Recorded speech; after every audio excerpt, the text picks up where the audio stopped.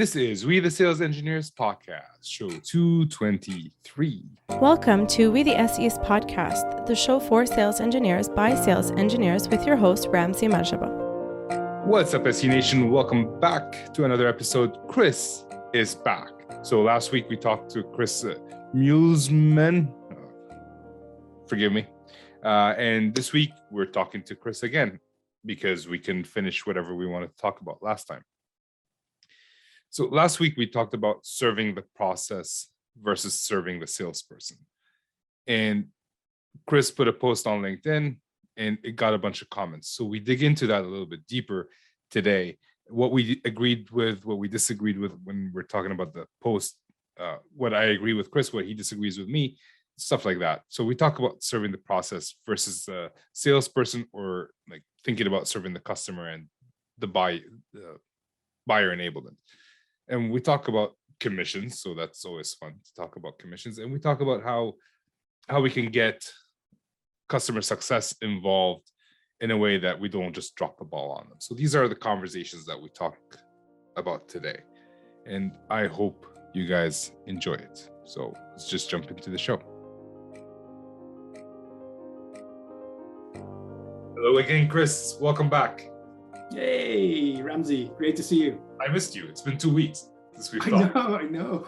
We had so you much fun. To make it 1 week and then, yeah.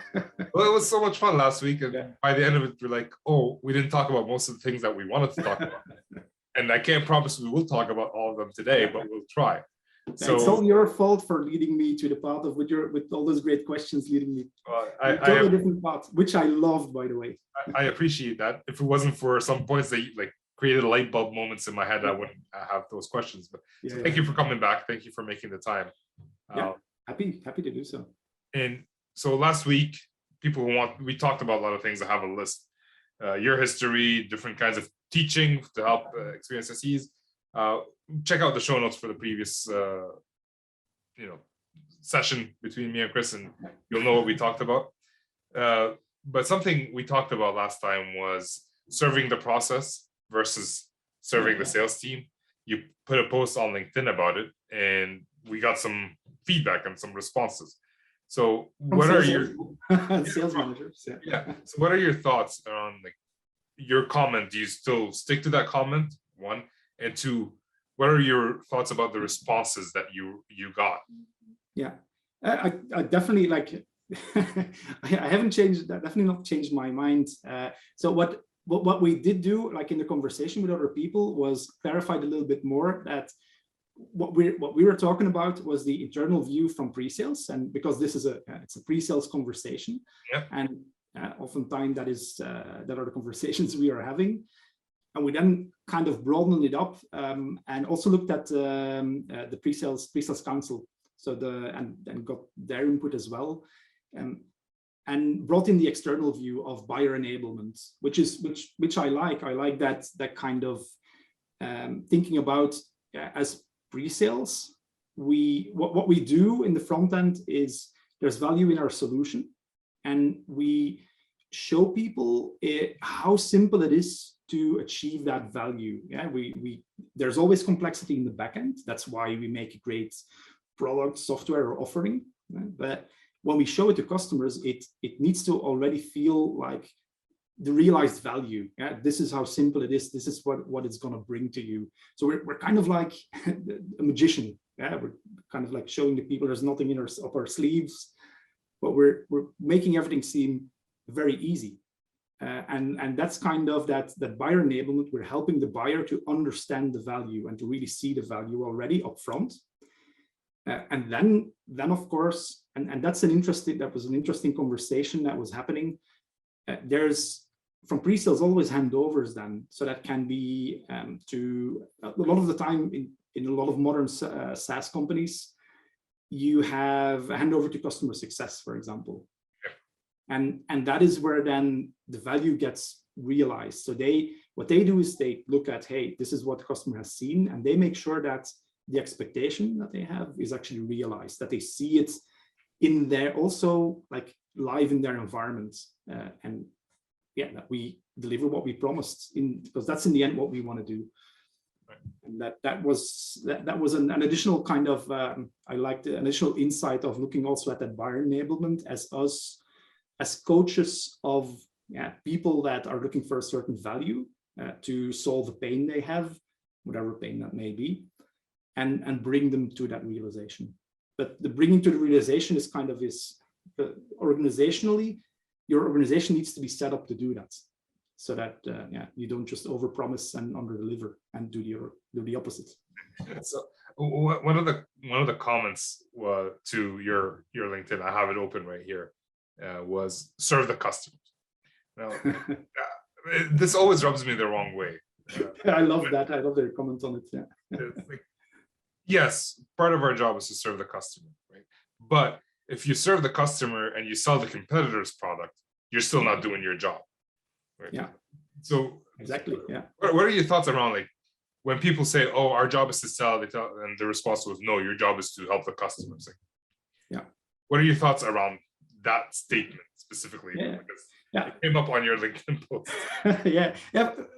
For me, it's more, I see us as a coach, as a bit of a guide in the complexity that is that buyer has. Yeah, that buyers, and there's going to be different solutions. And sales is obviously, they want to sell. That's their directive. That's fine. We serve the sales process, so we also want to help sell, but we want to make sure additionally that the right thing gets sold.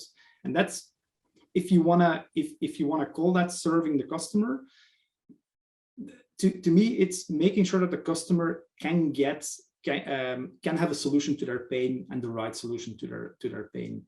So however you call that, the salesperson might call that serving the customer, but I think it's more serving the customer's needs. The customer expressed a need, they have a pain that they're looking for a solution for, and we don't serve the customer per se, because the questions that a customer might come to you with, or a potential customer, you might not actually answer those. You might, if you're a good pre-sales person, a good SE, you're going to delve into that. You're going to broaden your understanding of what is happening at that customer, and the answer you're giving them might be different than what they asked you, but it's not what they asked you, but it might be what they need, and then it's your job as a pre-sales to make them understand that. Yeah, I mean, a quick example of that is if they ask you about a specific feature that you don't have, which happened to me all the time, where if I would, depending on how you see it, some SEs would say, no, we don't have that feature. Other SEs would say, why do you need that feature? And dig in deeper. And now we're still serving the customer. And I feel like it's disservice to customers. Customers are smart. I haven't worked with a customer that doesn't know what they want. I mean, sure, there are some individuals who might not know everything, but as a collective, they know what they want. So if I'm trying to sell them the wrong thing, they generally find out fairly quickly. Yeah. So I don't know. I feel like we're either underestimating the customer, or by saying like, oh, we need to serve them. No, they know what they want. We're helping them solve the problem with our tools, not with somebody else's tools.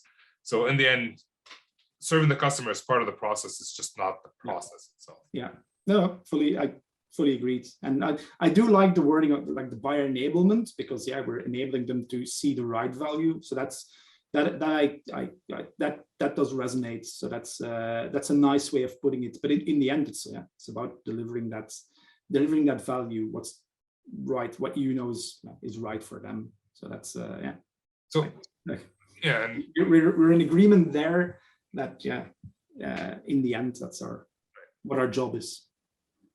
And you talked about complexity right now. Yeah, we're living in a more and more complicated world. I mean, even the simplest solutions has millions of APIs, and you can do a million different things with it.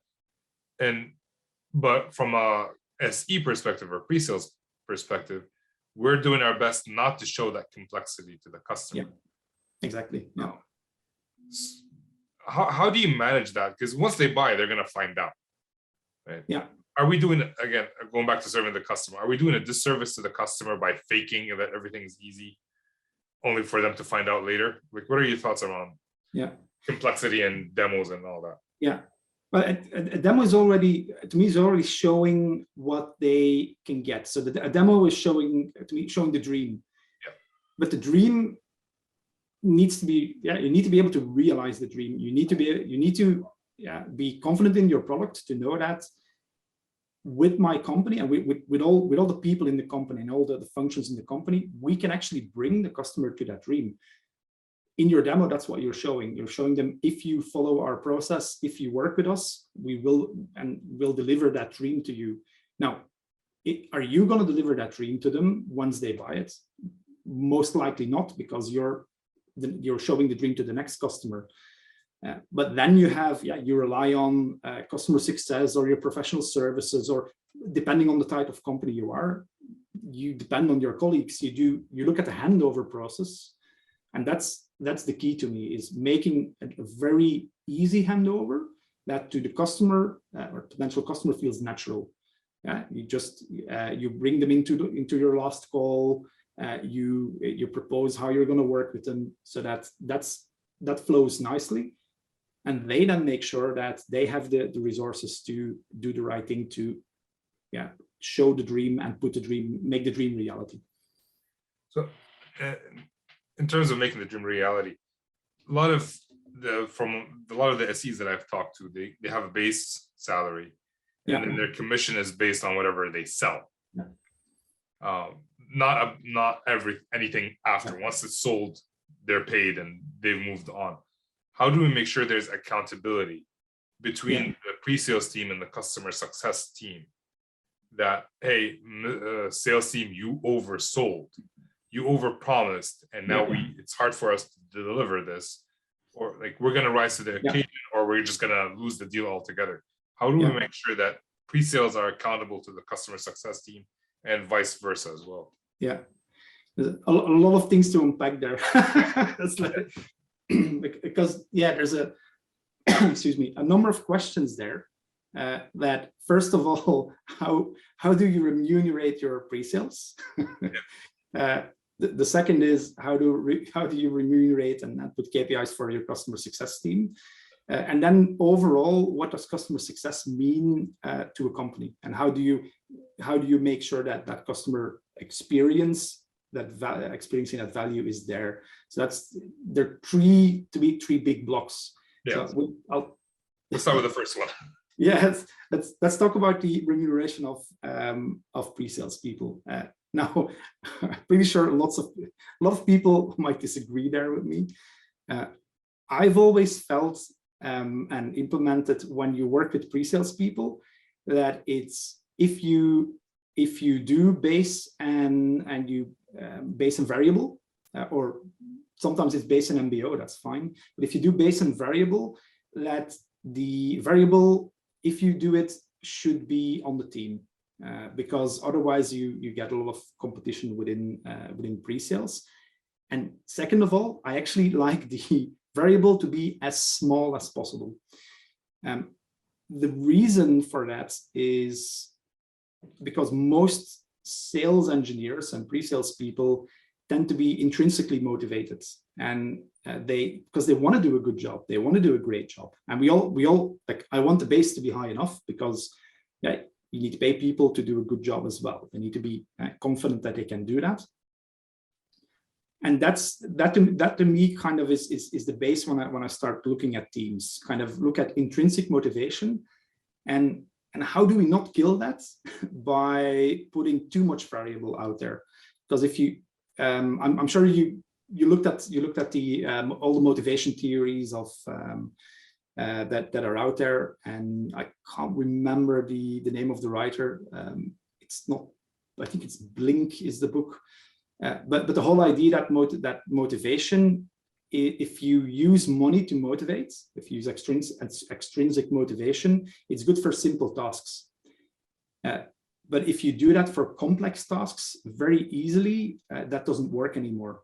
So what do you do then? You need to go higher and higher and higher to get the same, to do things that people would have done by themselves because they just want to do a good job.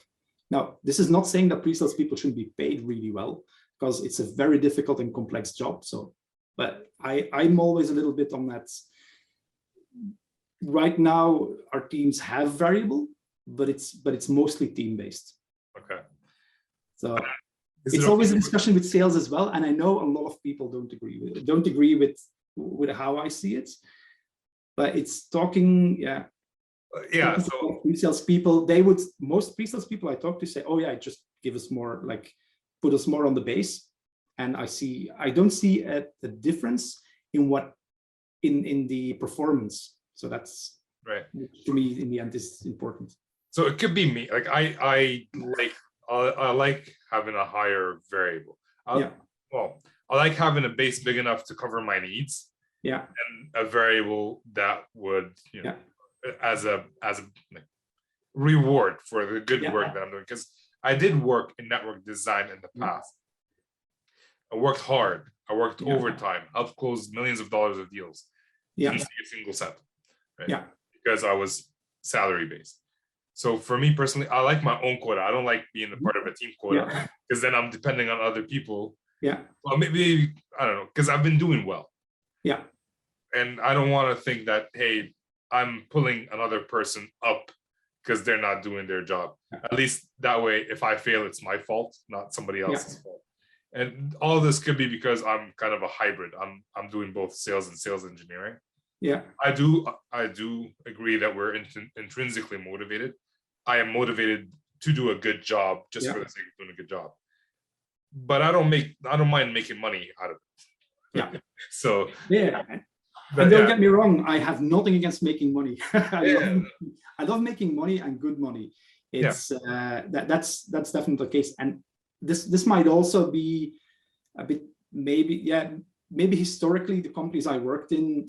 So if you look at base salary, they always paid, and maybe it's a European context as well, where typically your base salary is higher. Where if you look more at maybe a different context of US, Canada, I don't know Canada, the kind of Canadian context that well, but that there's more a tendency to have bigger differences. I don't know if it's maybe linked to that. It's just been my experience. Now, I said I've worked in variable situations as well, and the idea in my mind is, well, I don't mind a variable because knowing that I'm going to do a good job, I'll make good money on it. Yeah, exactly. It's actually from a company perspective more probably worse because they're going to spend more money. So in the companies that gave higher base and lower variable, there were still a lot of things they were giving to pre-sales. So it wasn't maybe in variable money, but in terms of training budgets, in terms of kind of events you go to. And so a lot of it was provided for you, and a lot of extras were provided that also, if you value them, were worth a lot of money and were also linked to what you were doing. So in a sense, you still got rewards for what you were doing, and the better you did, the better rewards you got. It was just not in direct money. It was sometimes gadgets, sometimes in appreciation shown through other things. Maybe we should define what small actually means, because small for you might mean large for me. So when you say variable as small as possible, what would be in your mind the perfect percentage of base and commission? Perfect is always a difficult word. Well, it's because it depends on the company. Yeah, it depends on what your company is selling as well. Percentage wise, I normally my feeling would be for pre-sales to be on 80-20, 90-10. That to me is when you go to 70-30, I find that starts going into, especially in Europe, that's very much sales territory. Now, this varies company by company. So some companies are like, yeah, look, our sales is 50-50, but in most companies I worked with, sales was kind of like 60-40, 70-30, and then 80-20, 90-10 for if you had it in pre-sales. Yeah, I think 80-20 is perfect for me. Yeah. It's funny, in my company, there are some SEs who get paid 80-20, some SEs who get paid 90-10. Mainly because the company bought other companies and they had different commissions. Yeah. But so basically, I don't know. when you said small, I imagine like 3%. No. Glad I Not that little. I think we're more in agreement than in disagreement. It's a good question to quantify it, because that makes more sense, because it's not. Otherwise, it's like, oh, I'm against it. Like it shows that almost like, oh, I'm against variable pay. I'm not against it. It's just don't put a pre-sales person on 50-50. Yeah, I mean, if they for 100%.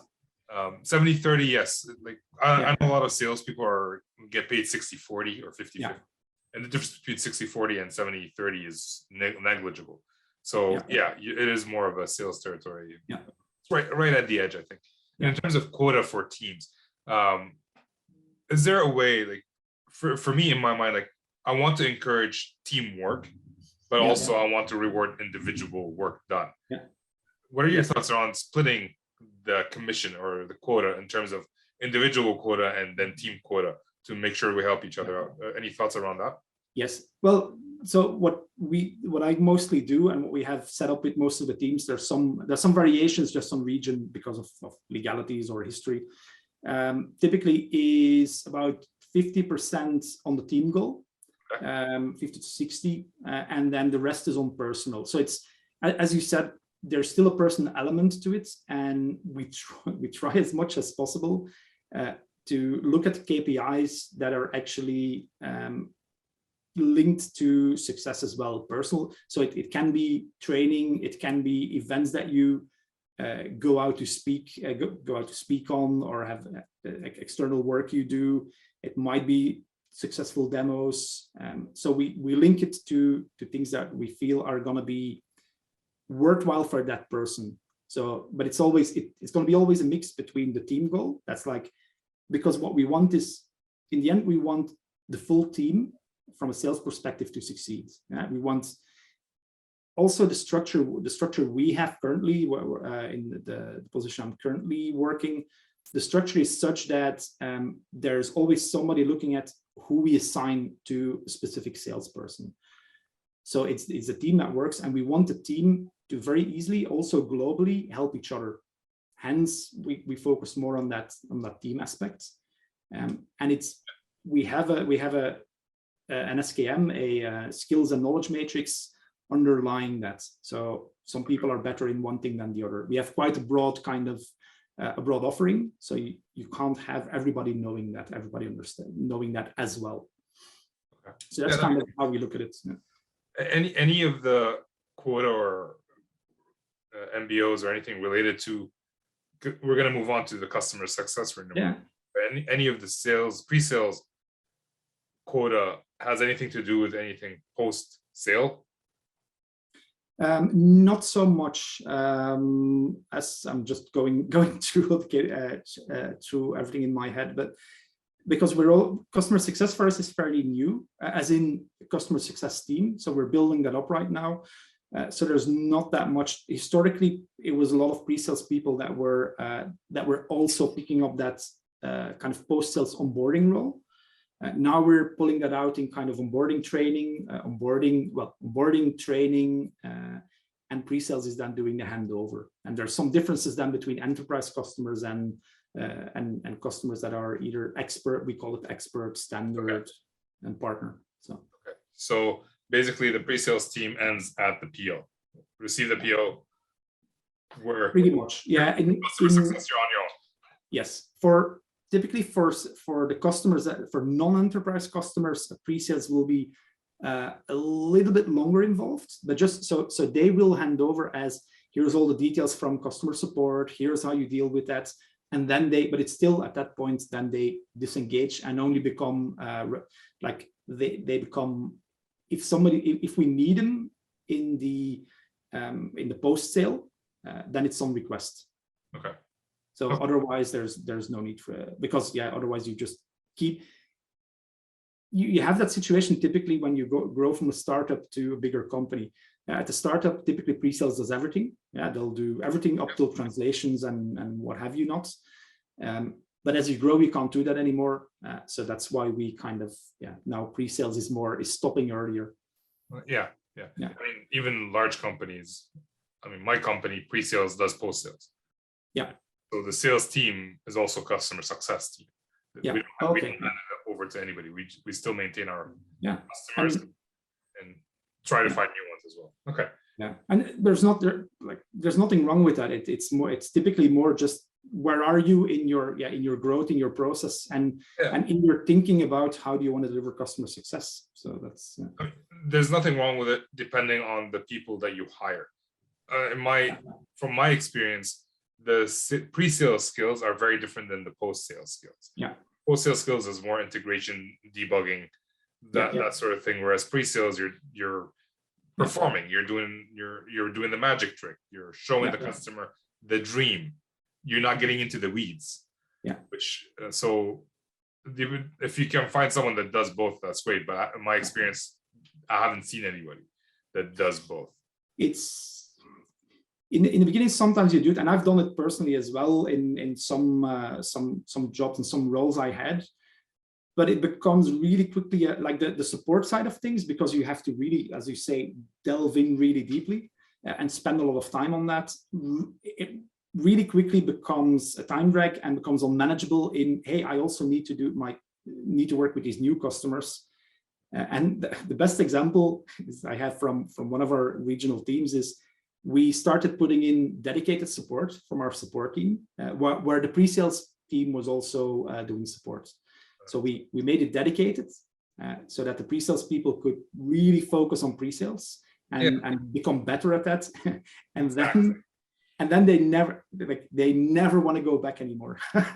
What skills do you work on? Do you work on your debugging skills, or do you work on your pre-sales skills there? Because they're completely different skills. Exactly. They're not necessarily the same. And the more time you spend on post-sales, which tends to be what the role entails if you're going to do both, because customers are always going to have questions.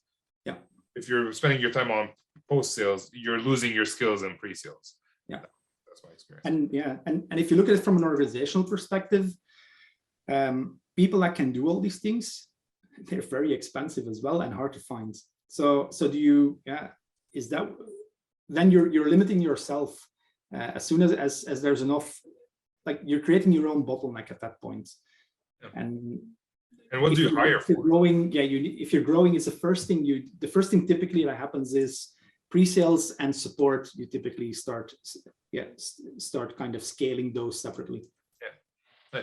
In terms of customer success, I've never worked with customer success, but how do they get rewarded for whatever work they've done? Yeah.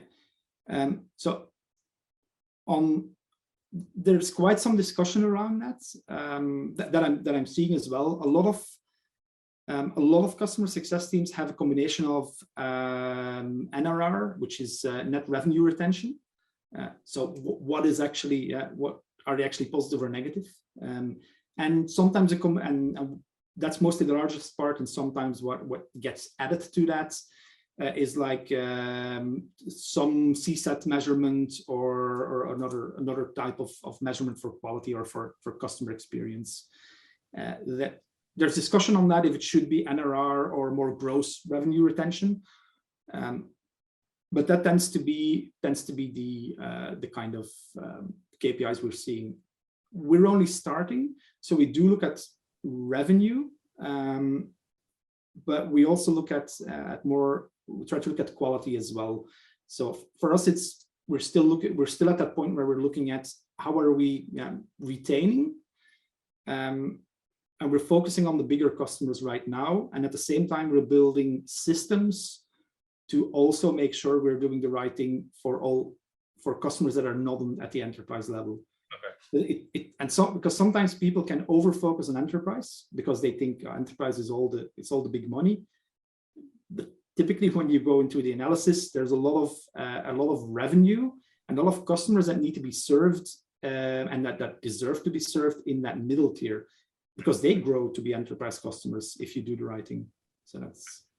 So in terms, like when I look at customer success, I hear a lot the term customer success manager, and it seems more like an account management role, not necessarily a technical role. Yeah. It sounds more like a technical role from what you're speaking. I don't know. Can you explain like? Yeah, well, there's, if you really look at the basis of customer success, It's really it's onboarding is like mostly it's two tasks: onboarding, making sure that the customer gets to the revenue as fast as possible and understands that they're getting to not the revenue but the value as fast as possible. So that's the one side, and then the relationship management and growing that relationship, and thereby, if you do the right thing, also growing the account. So that's kind of your angle. So that's less account. Well, there is account management in there, but it's less focused on sales. It's more about making sure that the customer gets the value. And it's what you said earlier. If you do that right, the growth follows, because the customer feels that they can trust the company. The company becomes a trusted advisor through that, and then naturally that tends to grow. In some companies, they make then the differentiation between the customer success manager and some other roles and account manager. That's where you really want to, and that's mostly a good thing, because your account manager then does the sales conversations, the harder conversations about, hey, what's the money conversations, let's say, so that your customer success team can focus on really driving value, and they're not diluting that with discussions about pricing. Now, in all these things, your mileage may vary, and there's no, I wouldn't say there's a perfect solution. It's just keeping, it's more of a mindset that you need to keep a view on. If your mindset is, we want to deliver that value, we expect growth through that, and we follow that up, we're still in the business to grow the business, then that's fine. It's more if you really go into almost sales conversations with your customer success team and really start pushing, then you very quickly, a customer feels that, and they're going to say, well, are you helping me or are you pushing me to just buy? And that you want to avoid. But how you avoid that can be just mindset and setting up your system the right way. In most companies, when they grow, they start splitting it out in customer success team and account management, because that is more natural for the customer as well. It's if you think about buyer enablement, well, then that is a more natural way of coaching your buyer. And that brings us to like the accountability part, the third step. Yeah. So pre-sales, our job is to show the dream as simply as possible. Yeah. And the customer success's job is to achieve that dream, and it's very complicated. Or in most software right now. So how's their accountability between making sure that the promises that we make as a pre-sales team are achievable by the customer success, who are also monitored, or their performance is measured based on the value they've achieved? To me, in pre-sales, I always have in my head, and I think that's probably the easiest way to this, that every company I worked in and every customer I worked with and that I was a pre-sales person for, built a solution for, I want to still be able to, in 10, 20 years, whatever, view them again, see them again, and know that what they got is the right thing that I did. Like as a pre-sale, to me as pre-sales, we show what we have in the absolute best way possible. We're going to do everything we can to convince the customer that their pain can be solved by, we can bring them to the dream with our solution. But there's an edge. If we know that's not possible, then you can't go, like for me, I won't go over that. I won't go over that edge promising something that I know full well that is never going to be realized. That to me is kind of, if you keep that in your head as a pre-sales person, then you know that the value can be realized. So to me, it's bring it back to simple. Just don't sell something that will never be able to be sold. Don't promise them anything that you know is no chance of delivering within the next 3 years. Like even if you do roadmap selling, don't make promises purely based on a roadmap that's out more than 3 months, because then you're setting yourself up for failure. Roadmaps can change. So okay, well, I agree with that, and a lot of SEs don't want to do that. That's something we struggle with salespeople, that they will oversell in some cases. Yeah. Right, and then it's the salesperson's the SE's responsibility to reel them in. Yeah. But if they can't, if they're brand new or whatever, now it's on the customer success team. So what can the customer success team do at that point if they do get something that's which happens? Yeah, and like it happens. So if it happens and your customer success team is faced with it, it's about resetting expectations. Now I say that it's easier said than done, but it's really looking at understanding what value we can deliver, and then sitting down with the customer and showing them and focusing on the value we deliver, and resetting the expectation of where we can't.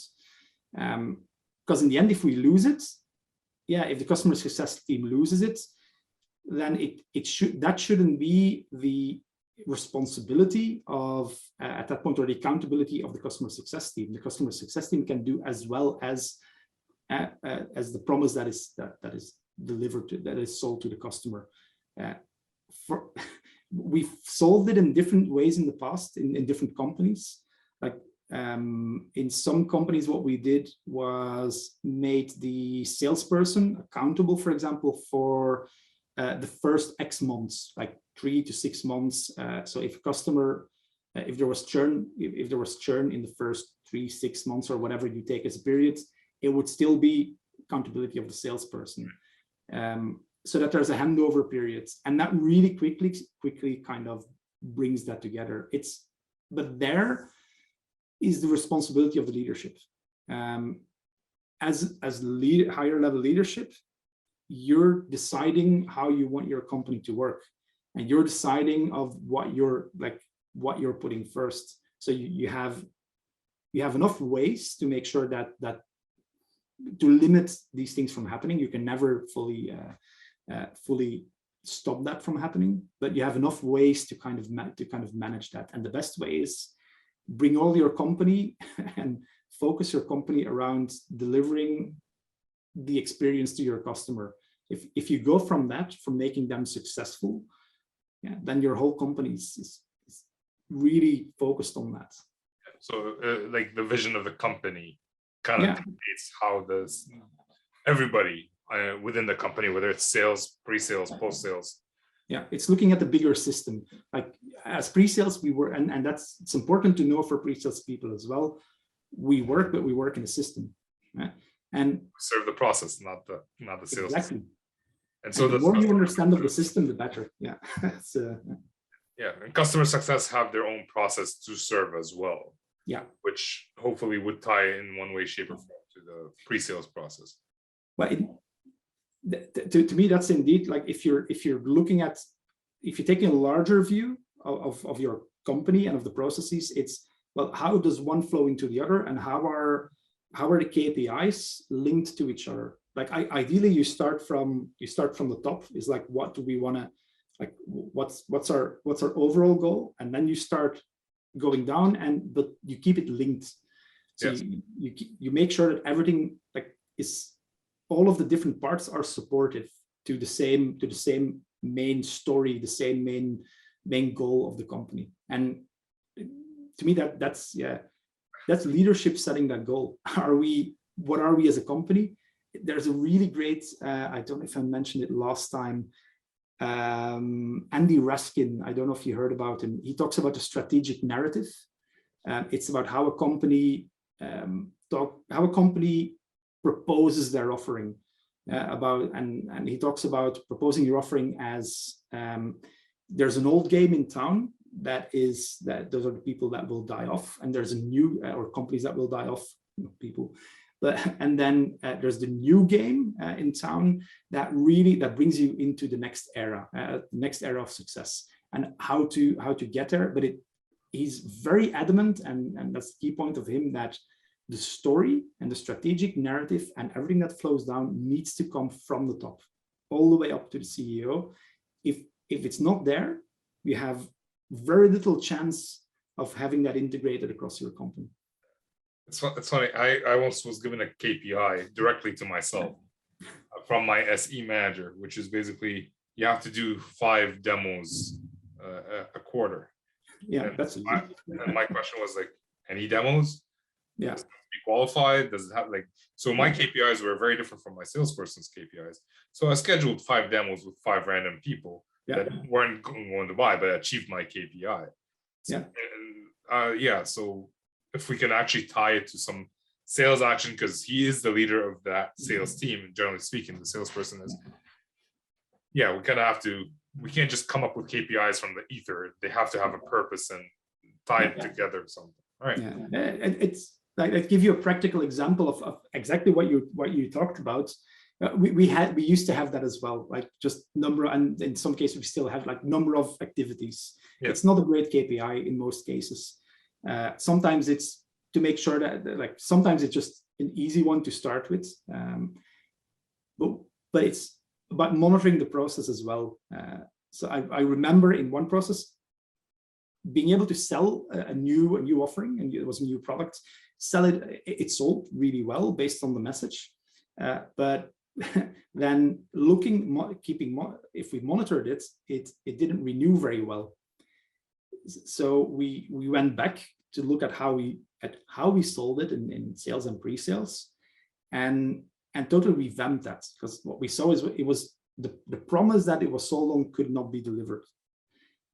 So then we changed the sales process into a pre-sales led process, where we asked for a commitment of the buyer, of the potential buyer, of going through a POC, a proof of concept, knowing full well that through that we could show the value, but value in a very practical way. And once they saw that and could touch the value, then because it was about 3D printing, then that was the proof point. But they had committed to go through the process, and then it was quite easy. And now we see that those customers, they grow because they through the commitment and the consistency of delivering that value, they grow their trust in the solution.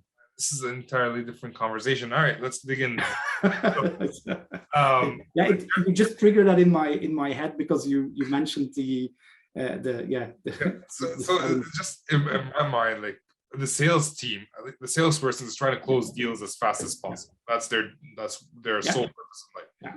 And you just made them extend their sales process by having multiple proof of concept with multiple one proof of concept with multiple milestones or whatever. So the thing that pops in my mind, like, why, if we were able to prove the value through the proof of concept, why wasn't customer success able to realize that value when they had more time to realize it after the sale? That's question number one, I guess. Yeah, that's an easy one, because at the time we didn't have customer success yet. We only started we started with customer success at the mid last year. So, and that's grow, that kind of practice is growing. Okay. So that was an easy one. Okay, that's good. And I think I know the answer to this because we started the show with that. But how did you convince the salespeople to prolong the sales cycle, knowing that they are rewarded on the PO and they don't care if it gets renewed after potentially? But this very straightforward, by sitting down with sales management and making sure people still got paid on it in a little bit of a different way, so that in their targets it was just looked at differently. So we didn't take anything away from sales by doing that. We saw that this was a better way to make it successful.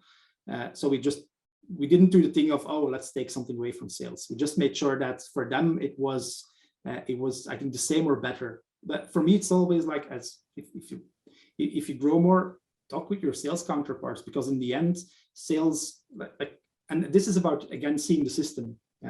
The salesperson reports up to a sales manager, but the sales manager also reports up to someone, and revenue and cost and everything and successful customers, it flows up. Right. So there's always there's a benefit, and as long as you bring that across or go high enough to discuss it, it works. So this brings me back to serving the process, not the salesperson. If the SE wants to serve the salesperson, they would have closed it as fast as possible. Yeah. But through serving the process, we've served the customer as well, which is the other comment on LinkedIn. So and to be honest, but those customers now trust us and they buy more. So if you look at the system and at more the process, it's in the end it's much better. And it's also about bringing in things like in a company like customer lifetime value, CLV, to understand that it's not just about that one sale, but it's about how much is a customer actually trusting us with and spending with us over a lifetime. And if there's a good relationship, that will be a lot higher. Right. But they need to just as you do. Like, you're not going to spend more money with people you don't trust. If you buy something, you get a good experience. You're going to most likely buy more of it. And that's the whole. For me, that's the whole. If you build your company around that, still, but you have to be realistic. A company needs money to survive. A company also needs money to survive, and pragmatic. But if that's your key, keep your customers, keep the customer experience at heart, then that's a lot of steps to success already taken, because you just it flows from there. Well, you're front loading the sales process. After that it became easy. I think this is we're coming to the end of our time, Kris, again. That's why I like this talking to you. I know. I know you had a list, there's so many thoughts in your mind. I want to make sure, is there anything else that you wanted to talk about? No, I think because that we'll end up talking about something totally different. Then I think the only thing what would like more as a thought is, if I look at I tend to look at things and then try to see how we can structure the process to be better. There's some great books out there, and to me, it's like the best thing that, apart from talking to other pre-sales people, is read books, listen to podcasts. And for me, that's kind of just to give to any pre-sales person, just go and read, talk to people, and through that, with that knowledge, because you'll get to know the system, influence your peers, and manage your career in a sense as well. If you were to give someone straight going into university, one book that would change their life, is there one that comes to mind? Going into university, or if I take more broad book, a book that everybody should know about, I think, but it's broader. It's a lot broader than pre-sales. Is Influence, Science, and Practice. It has different titles, but it's basically always Influence by Robert Cialdini, because it basically describes the core tenets like commitment, consistency, of how you how influence is built, like with people.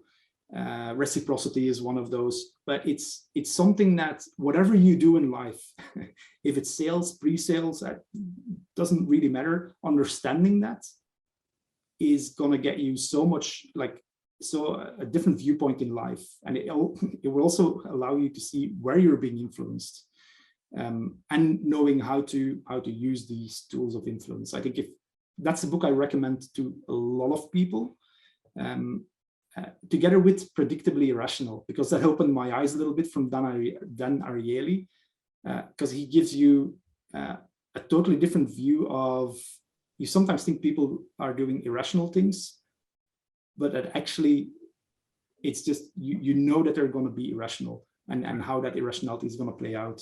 That's so Predictably Irrational, right? Yeah, Predictably Irrational. That's Dan Ariely. I've read that book, actually.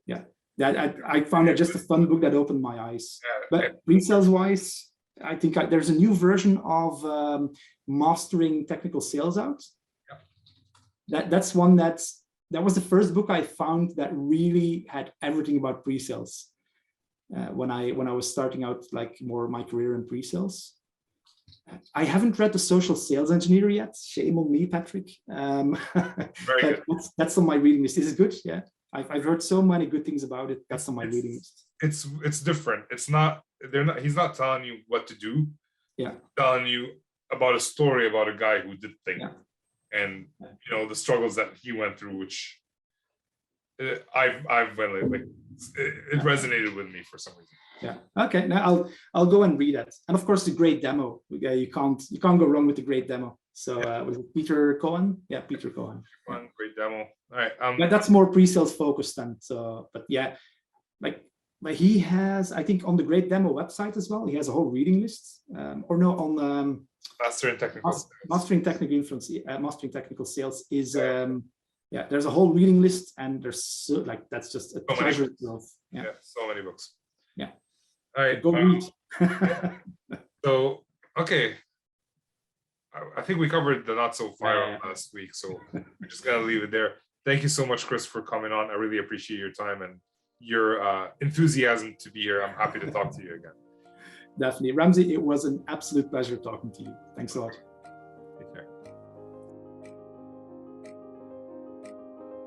And this brings us to the end of the show. Thank you, everybody, for listening. Thank you, Kris, for coming on again and spending more time with me. I really appreciate the conversation. It was fun, eye-opening. And here's a question to you, the listener. I am curious, what are your thoughts, like in terms of commission, for example? What is a good commission in terms of splits? What do you expect to be rewarded on? We had some difference in opinion in terms of having a team quota versus individual quota, or team commission quota versus individual commission and quota. I prefer the individual just because it's because of me. If I do good, it's because of me. If I do bad, it's because of me. And I don't have to depend on anybody else. What are your thoughts around that? What are your thoughts about anything else that Kris and I talked about? So that's it. And again, I want to plug the SE hotline. It is the service that I've created as part of We the Sales Engineers, created for you. If you need more help, if you need customized help, if you need customized coaching, check it out. Let me know if you have any questions. I'm here to help. WeTheSalesEngineers.com. And the show notes will be on WeTheSalesEngineers.com/223. I will see you guys next time. With that, this is myself signing off.